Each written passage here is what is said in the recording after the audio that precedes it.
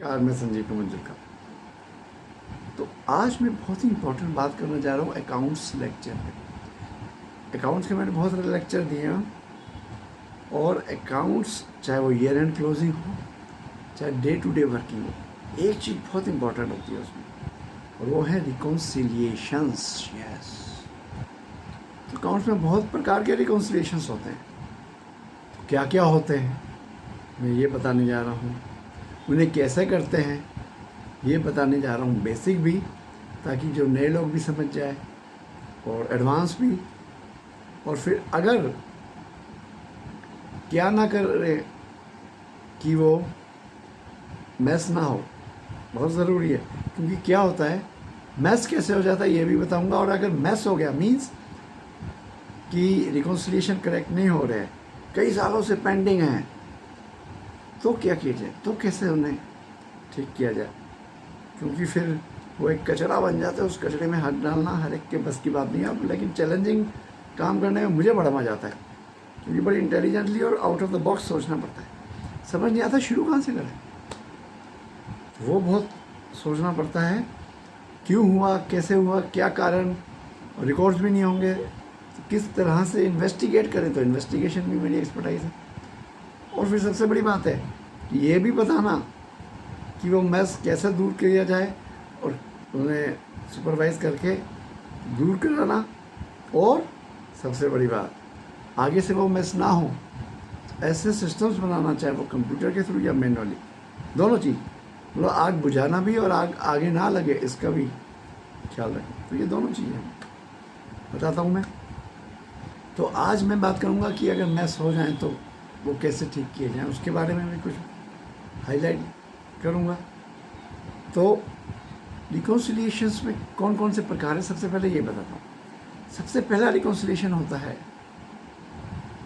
कि जो हमारी ट्रायल बैलेंस होती है उसमें जो बैलेंस शीट बनती है, तो हर बैलेंस शीट आइटम का एक शेड्यूल होता है, शेड्यूल बनना चाहिए जिसमें उसका डिस्क्रिप्शन आएगा कि वो अगर सपोजिंग एक एडवांस का कोड है तो एडवांस ट्रैवलिंग एडवांस में 1 लाख रुपया पेंडिंग है, बैलेंस शीट में आ रहा है डेबिट साइड में 1 लाख रुपया, तो उसकी डिटेल्स आती हैं शेड्यूल में कि वो किस किस को एडवांस दिया है जो पेंडिंग है। तो सबसे पहला रिकॉन्सिलिएशन है कि जो बैलेंस शीट में जो टोटल है और वो जो शेड्यूल का टोटल है टैली करना चाहिए।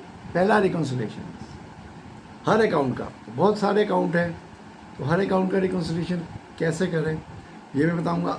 अच्छा, और सबसे बड़ी बात है, जैसे मैं ट्रैवलिंग एडवांस की बात कर रहा था, तो रिकॉन्सिलिएशन आपने देख लिया कि उसका अमाउंट उसके अमाउंट से टैली कर रहा है, बस यही नहीं, मैं आपको audit angle, internal audit angle, supervision के एंगल से भी बताऊंगा कि क्या क्या चेकिंग की जाए शेड्यूल में। देखिए, अब ट्रैवलिंग एडवांस का जब शेड्यूल आता है हमारे पास, सपोजिंग आरओ में डीओ के शेड्यूल आते हैं तो आरओ चेक करे, एचओ में आरओ के आते हैं तो एचओ चेक करें कि भाई वो जो ट्रैवलिंग एडवांस में पेंडिंग आइटम्स है वो क्यों हैं, क्या बहुत दिनों से पेंडिंग है। और इस केस में क्या होता है कि आपको ईयर एंड क्लोजिंग, जिसका एक बहुत बड़ा लेक्चर मैंने दिया हुआ है, बहुत ही वैल्यूएबल है, ईयर एंड क्लोजिंग में आपको एक्सपेंस भी प्रोवाइड करना पड़ता है जहाँ पे जर्नी शुरू हो गई है। इसका ध्यान रखना, 31 मार्च से पहले जर्नी शुरू हो गई अगर तो इसलिए वो सब चीज़ों का भी ख्याल रखना पड़ेगा। तो जैसे LTS एडवांस दिए जा रहे हैं तो क्या बहुत लॉन्ग, बहुत पुराना पेंडिंग तो नहीं है और फास्ट सेटलमेंट हो रहा है कि नहीं हो रहा। वैसे ये HR का काम है, लेकिन मैंने कहा मैं account, supervision, audit, internal audit हर नज़रिए से बता रहा हूँ। HR भी सीख सकता है, तो ये बहुत इम्पोर्टेंट होता है। फिर जैसे को इंश्योरेंस है।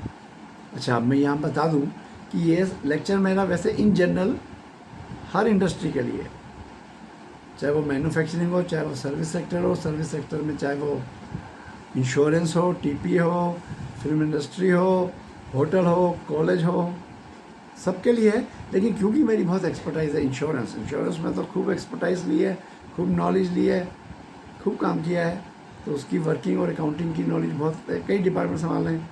और TPA में तो मैं चीफ फाइनेंशियल ऑफिसर रह चुका हूँ, कई डिपार्टमेंट संभाले हैं और हर डिपार्टमेंट से एसोसिएटेड था। और हर डिपार्टमेंट की बहुत नॉलेज ली है। शायद वहाँ के डिपार्टमेंट वालों की इतनी भी ना हो, क्योंकि मैंने कई कंपनी से, कई जनों से और खुद भी नॉलेज लिया, तो बहुत ज़्यादा नॉलेज लिया। और बड़े out of the box thinking करके किस तरह से एक्सपर्टाइज बनाया जाए हर डिपार्टमेंट को। फिर चाहे वो टीपीएम में क्लेम डिपार्टमेंट हो, चाहे वो कंप्यूटर सॉफ्टवेयर प्रोग्रामिंग हो, क्योंकि सॉफ्टवेयर का भी सिस्टम डिज़ाइनिंग में रह चुका हूँ, उसकी भी बेसिक नॉलेज है। फिर चाहे वो एंडोर्समेंट डिपार्टमेंट, एमआईएस डिपार्टमेंट, फिर मेरा अपना अकाउंट्स की तो एक्सपर्टाइज है ही है। फिर HR, admin, CRM, business development, marketing की तो एक्सपर्टाइज फिर मुझे है ही। कैसे मार्केटिंग स्ट्रेटजीज बनाई जाए, एडवर्टाइजमेंट्स कैसे बनाए जाए, जो पब्लिक की जो साइकोलॉजी है मैं जानता हूँ पब्लिक क्या चाहे, तो मैं ये भी बता सकता हूँ कि पब्लिक को आपका प्रोडक्ट कैसा हो जो पब्लिक को पसंद आए। प्रोडक्ट को भी आप बढ़िया बना सकते हैं मेरी एडवाइस से। फिर जो आपकी प्रोडक्ट में क्वालिटीज़ हैं, कौन सी क्वालिटी को हाईलाइट करें कि पब्लिक इंस्पायर हो, ये एक्सपर्टाइज है एडवर्टाइजमेंट बनाने की। तो सारे डिपार्टमेंट्स की मैंने एक्सपर्टाइज है। तो टीपीए, इंश्योरेंस और फिल्म इंडस्ट्री, इसको स्पेसिफिकली लेता चलूँगा एंड इन जनरल हर एक के लिए है। और जो सीईओज़ हैं, जो बिजनेस ओनर्स हैं, उनको भी, चाहे वो बहुत बिजी होंगे, उनको देखने का टाइम नहीं होता होगा, पर किस रिकॉन्सिलिएशन में क्या ज़रूर देखना चाहिए, कम टाइम में ज़्यादा देख लें, ताकि वो कोई फ्रॉड तो नहीं हो रहा, कोई फ्रॉड व्रॉड से किस तरह से वो बच सकते हैं। तो थोड़े से टाइम में सारा कैसे देख लें, इसका मैंने एक अलग से लेक्चर भी लिया है, और वो भी अलग एक वास्ट लेक्चर भी लूँगा बाद में। लेकिन अभी मैं रिकॉन्सिलिएशंस के बारे में बता रहा हूँ, और बेसिक भी, एडवांस भी, और मैथ्स हो जाए तो कैसे ठीक कर। तो बात चल रही थी, सबसे पहला रिकॉन्सिलिएशन ट्रायल बैलेंस से शेड्यूल्स टैली करना, और उसमें हमने बात की जैसे अकाउंट कोड है, कोई अकाउंटिंग अकाउंट ले लीजिए, ट्रैवलिंग एडवांस का, एलटीएस एडवांस, ऐसे एक को इंश्योरेंस का अकाउंट होता है। को इंश्योरेंस क्या होता है? इंश्योरेंस सेक्टर में को इंश्योरेंस होती है जहाँ पर दो कंपनियाँ मिलके किसी इंश्योरेंस को करती हैं। जो बड़ी बड़ी सैटेलाइट वगैरह की इंश्योरेंस होती हैं, तो या वो बड़ी बड़ी जो इंश्योरेंस होती हैं कई कंपनीज मिलके करती हैं। खैर उनमें तो री इंश्योरेंस आस्पेक्ट भी होता है, तो उसकी भी नॉलेज है, लेकिन वो बात नहीं कर रहे हम अभी, सिर्फ को इंश्योरेंस की बात कर रहे हैं। तो को इंश्योरेंस में यह है कि एक कंपनी लीडर होती है, दूसरी लीडर नहीं होती। 50% से ज़्यादा जिसका शेयर है वो लीडर है, तो पॉलिसी वही इशू करेगी और प्रीमियम भी वही लेगी, और जो दूसरी कंपनी है उसको वो अपना शेयर दे देगी। अब सपोजिंग, क्योंकि न्यू इंडिया में काम किया उसके तो एक एक कोड मुझे याद है, तो पर हम इन जनरल लेके चलते हैं। सपोजिंग एक को इंश्योरेंस है जिसमें ओरिएंटल लीडर है और न्यू इंडिया नॉन लीडर है। न्यू सपोजिंग, अब अकाउंट्स न्यू इंडिया के हैं, सपोजिंग, मतलब कोई भी कंपनी ले लीजिए, इन जनरल बात कर रहा हूँ, क्योंकि न्यू इंडिया में रह चुका हूँ और उससे प्यार है तो इन कंपनियों के नाम लेते हैं।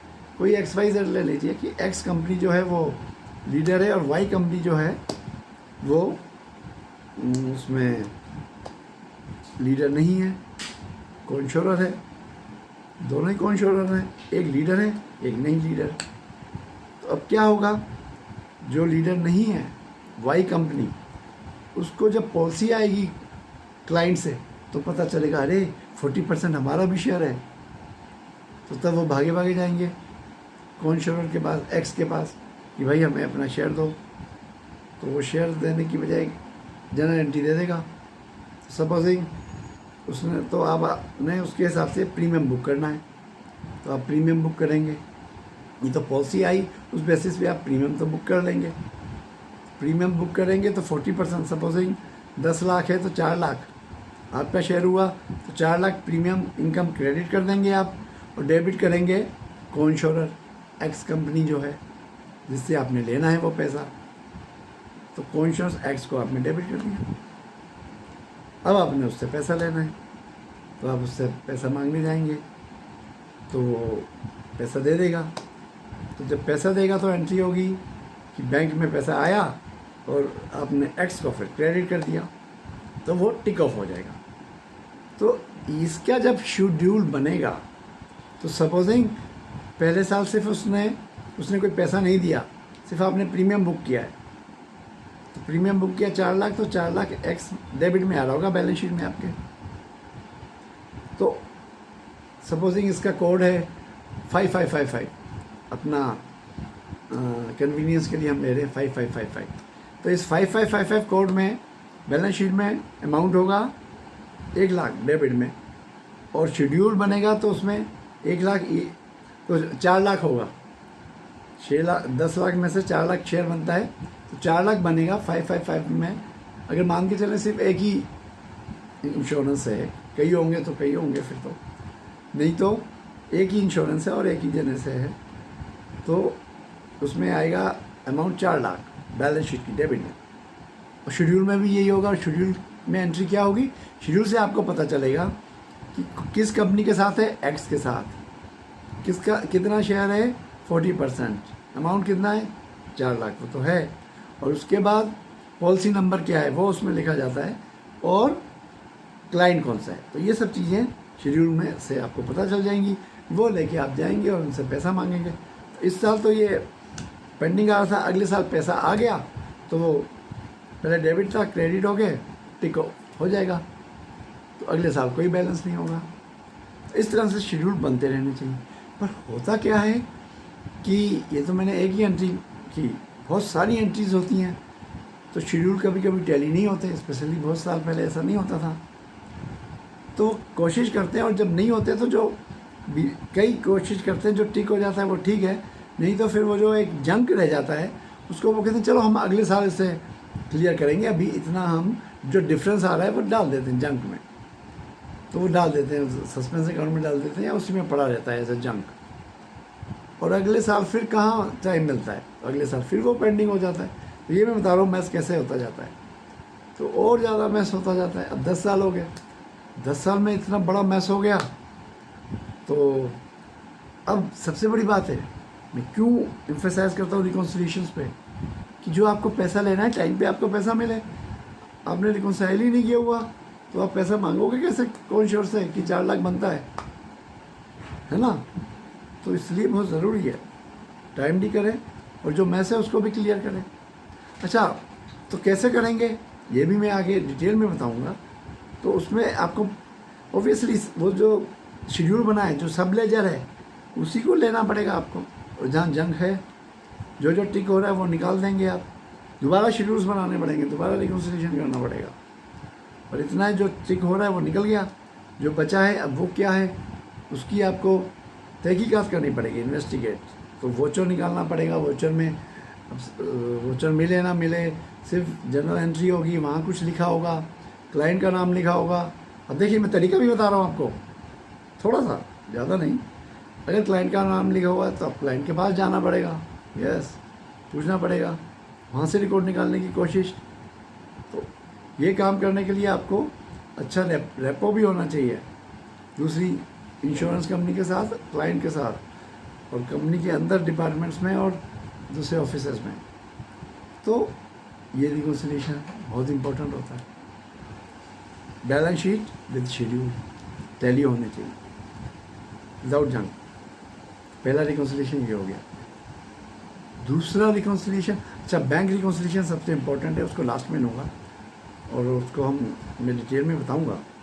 लेकिन अब इसके बाद दूसरा रिकॉन्सिलिएशन बैंक रिको है, जिसके बारे में हम बाद में बात करेंगे। पहले सारे में अब आपको क्या क्या रिकॉन्सिलिएशन है वो बता दूँ।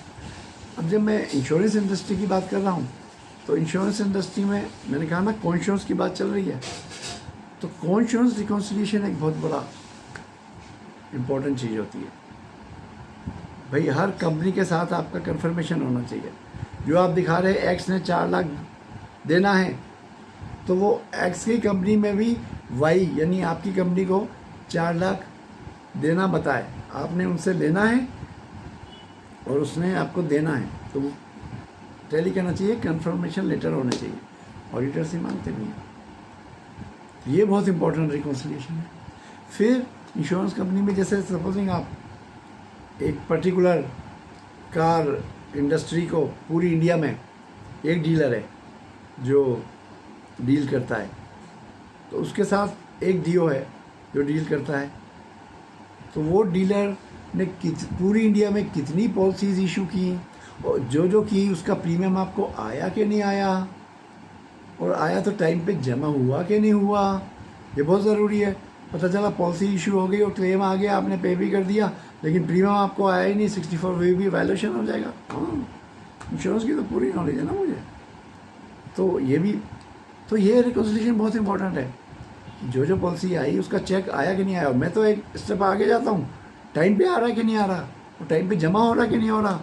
फिर जमा हुआ तो बैंक ने क्रेडिट दिया कि नहीं, डिसऑनर तो नहीं कर दिया। अगर डिसऑनर हुआ तो पॉलिसी भी डिसऑनर होनी चाहिए, तो वो भी देखना पड़ेगा। तो ये रिकॉन्सिलिएशन के साथ उसका बैंक को भी बहुत इंपॉर्टेंट है। तो ये रिकॉन्सिलिएशन, इसमें अक्सर मैस आ जाता है। तो इसको कैसे करें, इसके भी तरीके मैं बताऊँगा। सोचना पड़ता है, स्टडी करना पड़ता है, हर केस में अलग अलग होगा तो केस को स्टडी करना पड़ता है, सॉफ्टवेयर प्रोग्राम को स्टडी करना पड़ता है कि क्या क्या हम उसमें से निकाल सकते हैं, और फिर उसके हिसाब से फिर किस तरह से हम कंप्यूटर सॉफ्टवेयर से काफ़ी चीज़ें निकालें। जैसे एक्सेल में वी लुकअप, एच लुकअप और भी कई चीज़ें हैं। देखो मेरे कंप्यूटर की भी नॉलेज है, इसलिए कंप्यूटर से कैसे ठीक करें मैं ये भी बता सकता हूँ, मैनुअली और कंप्यूटर से। तो ये एक बहुत इंपॉर्टेंट चीज़ है साहब। तो ये लिखो, एक बहुत इंपॉर्टेंट है। तो इंटर ऑफिस रिकॉन्सिलिएशन होता है। ये एक ऑफिस ने हरियाणा में महाराष्ट्र के एक क्लाइंट के लिए क्लेम पे किया है, तो वो अपने में क्लेम तो नहीं डेबिट करेगा क्योंकि उसका खर्चा थोड़ी यही है, तो वो उसको डेबिट करेगा जिस ऑफिस के लिए दिया है। उस ऑफिस में भी वो क्रेडिट आना चाहिए, तो आपस में ऑफिस के डेबिट क्रेडिट मिलने चाहिए। इसके अलावा क्लेम के अलावा जो और कुछ है, कोई एम्प्लॉई गया तो उसका एडवांस ट्रांसफ़र किया, तो inter office account, inter office claim account, ये भी रिकॉन्साइल होने चाहिए। ये भी बहुत ज़रूरी चीज़ है। और टीपीए के केस में मैं बता रहा हूँ आपको, यस, टीपीए जो है उसमें आपको इंश्योरेंस कंपनी से पैसा मांगना है, तो किस किस पॉलिसी का आपने क्या कहते हैं क्लेम आपने वो आपको मिला है क्लेम पेमेंट का अथॉरिटी, तो कौन कौन सी पॉलिसी को आप डील कर रहे हैं उसका पूरा आपको डिटेल, उसका रिकॉन्सिलिएशन, उसकी फ़ीस रिकॉन्सिलिएशंस बना के फ़ीस मांगनी पड़ती है। तो फ़ीस रिकॉन्सिलिएशन और वो अकाउंट्स में एंट्री होती है फ़ीस की, तो और ये जो पॉलिसीज़ की इशू एंट्री होती है वो एंडोर्समेंट्स डिपार्टमेंट में होती है। तो अकाउंट्स और एंडोर्समेंट डिपार्टमेंट का रिकॉन्सिलिएशन। अब अगर वो वेबसाइट से एंडोर्समेंट डिपार्टमेंट भी वहीं से ले रहा है और अकाउंट्स भी, फिर तो वो टैली करना ही चाहिए, पर उसमें भी कुछ डिफरेंसेस आ सकते हैं, क्योंकि जब अकाउंट्स डिपार्टमेंट पैसे मांगने जाएगा हो सकता है उन्होंने कुछ डिलीट किया हो, कुछ वो किया हो, तो वो एंडोर्समेंट में भी करेक्ट होना चाहिए। देखिए टीपीए की कितनी तगड़ी नॉलेज है मुझे हर डिपार्टमेंट की ओवरऑल। तो टीपीए में भी कोऑपरेशन विद ऑल डिपार्टमेंट बहुत इंपॉर्टेंट है, रेपो बनाए रखना, जो मेरी एक्सपर्टाइज है, बिकॉज नॉलेज इतनी है कि हर कोई रिस्पेक्ट करता है, और एक बात करने का इतना मेरा एंटरटेनिंग और सॉफ्ट वे है कि हर कोई मुझे रिस्पेक्ट देता है और फिर काम भी करके देता है। तो ये हुआ। तो टीपीए में ये एक रिकॉन्सिलिएशन, इंश्योरेंस कंपनी के साथ इनकम का रिकॉन्सिलिएशन, क्या फ़ीस रिकॉन्सिलिएशन, और एंडोर्समेंट और अकाउंट्स डिपार्टमेंट का रिकॉन्सिलिएशन। फिर एमआईएस जाती है जो एंडोर्समेंट के हिसाब से जाती है, तो एमआईएस और एंडोर्समेंट का रिकॉन्सिलिएशन, एमआईएस और अकाउंट्स का। एमआईएस बहुत इंपॉर्टेंट चीज़ होती है, तो कंप्यूटराइज्ड जो बनती है उसी के हिसाब से कई चीज़ें, कई इंपॉर्टेंट स्टैट्यूटरी स्टेटमेंट बनते हैं। कई इंश्योरेंस कंपनीज को भी जब हम अगला रिन्यूअल लेने जाते हैं तो जो डाटा आता है वहाँ से आता है, तो वो भी करेक्ट बनना चाहिए। You have to be very good, very expert in that और वेरी फास्ट। अब एंडोर्समेंट है, सपोजिंग अब ये देखिए ऑडिट की नज़र, एंडोर्समेंट में कोई डिलीट हो गया है, वो एंडोर्समेंट से डिलीट नहीं किया तो क्लेम पे कर देंगे, तो पंगा, अगेन 64 भी वायलेशन। और एंट्री हुई नहीं है और आपने पे नहीं किया और सीईओ का क्लेम था किसी कंपनी का, तो मुश्किल। तो अगर तो ये सब कंप्यूटराइजेशन से फास्ट भी हो सकता है, करेक्ट भी हो सकता है। वो कैसे करें ये भी मैं बता भी चुका हूँ कई लेक्चर्स में। और इवन क्लेम, टीपीए में क्लेम, और ये इंश्योरेंस कंपनी में भी क्लेम फास्ट कैसे पे किया जाए और करेक्ट कैसे पे किया जाए, वरना ऑडिट भी बहुत आती है। और एक बहुत इंपॉर्टेंट चीज़ होती है क्लेम में, जो इंश्योरेंस कंपनी भी जाती है और जो टीपीए भी जाती है, उसको कंप्यूटराइजेशन से कैसे ठीक किया जाए, मुझे उसकी भी एक्सपर्टाइज है, वो भी मैं एक लेक्चर में बता चुका हूँ लास्ट में। तो ये स्पेशल रिकॉन्सिलिएशंस मैंने बताया। अब बात करें फिल्म इंडस्ट्री की, तो फिल्म इंडस्ट्री में तो देखिए, अगर आप प्रोड्यूसर हैं तो डिस्ट्रीब्यूटर हैं तो डिस्ट्रीब्यूटर के साथ इनकम रिकॉन्सिलिएशन, डिस्ट्रीब्यूटर हैं तो एग्जीबिटर जो सिनेमा हॉल दिखाते हैं उनके साथ कि उनको कितना पैसा इकट्ठा हुआ, आपको कितना आया, कितना आना है, देना है, तो ये तो बहुत ही इम्पोर्टेंट है। इसके अलावा प्रोड्यूसर्स के लिए इनबिल्ट, उसके लिए तो एक अलग से मैं लेक्चर बनाऊंगा। इन जनरल ये मैंने बताया आपको, ये रिकॉन्सिलिएशंस हैं। और सबसे इम्पोर्टेंट रिकॉन्सिलिएशन है बैंक रिकॉन्सिलिएशन। हर इंडस्ट्री में होता है और हर इंडस्ट्री में इम्पोर्टेंट है। और जो ओनर हैं, जो इंडिविजुअल ओनर हैं, वो बैंक रिको में क्या क्या देखें ताकि उनका कंट्रोल रहे। अगर तो कोई अकाउंटेंट रहा है, उनको विश्वास भी है, पर वो गलती भी कर सकता है, ज़रूरी नहीं है फ्रॉड हो। फ्रॉड हुआ तो आपका हार्ड अर्न मनी है भाई। तो बैंक रिको होता क्या है, ये मैं आपको बेसिक चीज़ भी समझाता हूँ।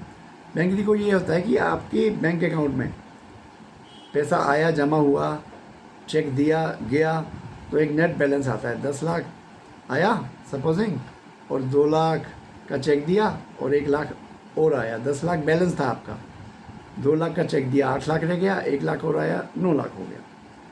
और बैंक में आपका अकाउंट होगा, पासबुक में जो होता है, तो वहाँ कितना जमा हुआ और वहाँ कितना विड्रॉल हुआ, उसका भी सेम होना चाहिए। 10 लाख था सपोजिंग, सेम बैलेंस था, तो 2 लाख गया, 8 लाख, और 1 लाख आया, 9 लाख, उसका बैलेंस भी 9 लाख होना चाहिए।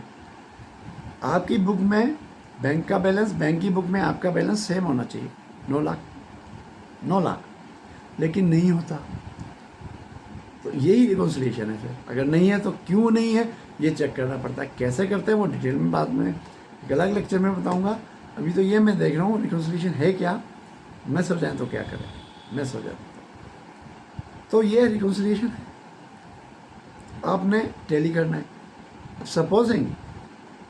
सपोजिंग आपका तो बैलेंस आ रहा है 9 लाख, लेकिन बैंक का बैलेंस 10 लाख ही है। किन कारणों से हो सकता है ये बताता हूँ। जो आपने 2 लाख का चेक इशू किया, वो supposing last day of month में किया, 31 मार्च को किया, तो वो क्लाइंट तो उसको अगले महीने प्रेजेंट करेगा। आपने तो अपनी बुक से निकाल दिया, 2 लाख माइनस करके 8 लाख बैलेंस आ गया, लेकिन बैंक में नहीं आया, तो बैंक अभी तक बैलेंस 10 लाख दिखा रहा है। एक चेक आपने जमा किया, वो भी 31 को किया था, आपने अपनी बुक में जमा कर दिया, 31 में था, करेक्ट है, लेकिन बैंक जो है वो क्रेडिट देगा 2 दिन बाद, तो वो बैंक में पैसा आया ही नहीं आपका। तो ये डिफरेंस आ गया, बैंक में 10 लाख है, आपका 9 लाख ही है। तो कैसे हम वहाँ बैंक के बैलेंस तक पहुँचे। 9 लाख में मैं वापस 2 लाख एंट्री जो उन्होंने नहीं की, माइनस वो जोड़ूंगा तो 11 लाख, और 1 लाख जो जमा किया और उन्होंने नहीं